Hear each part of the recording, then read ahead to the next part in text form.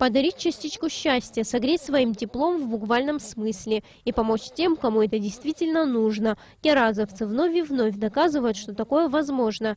Ведь пока есть добрые сердца, готовые прийти на помощь, люди, нуждающиеся в поддержке, всегда ее получат. С наступлением холодов офис благотворительной организации «Кераз» напоминает импровизированный магазин. Только вещи здесь дают бесплатно. Акция «Тепло сердца» проходит 10-й день. За это время удалось помочь более 80 нуждающимся семьям. Это многодетные семьи, и не только многодетные, и те семьи, где есть 2 ребенка и 1, не имеет значения, мы помогаем всем нуждающимся людям, которые оказались в сложной жизненной ситуации. В этом году больше всего вещей для малоимущих и многодетных семей собрали в школах, детских садах и даже в АГУ. По словам сотрудников благотворительной организации «Кераз», в последнее время дети и их родители чаще отдают вещи в различные организации, и уже оттуда их привозят в офис.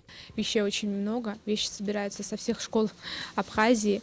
В этом году мы смогли охватить не только Сухум, но и Гудауту и Гагру. Мы договорились со школами, и большую часть вещей наши волонтеры приезжают в школу в назначенное время и забирают вещи. В том году частных лиц было больше, те, которые жертвовали нам вещи.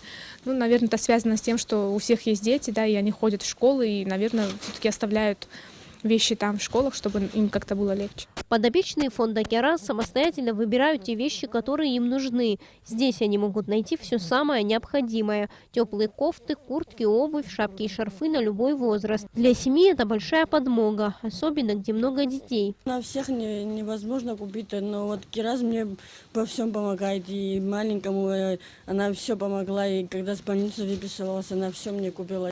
Астан Дагвазава выбирает вещи для своих 3 детей. Хоть и купила самостоятельно какую-то часть одежды, но этого оказалось недостаточно. И женщина была вынуждена обратиться в «Кераз». Самое необходимое. Куртки, сапожки, колготки, водолазки, джинсики. Для меня это много чего значит, что они рядом стоят и помогают мне. Акция «Тепло сердца» продлится еще несколько дней, но, как говорят сотрудники благотворительной организации «Кераз», завершить ее в срок не удастся.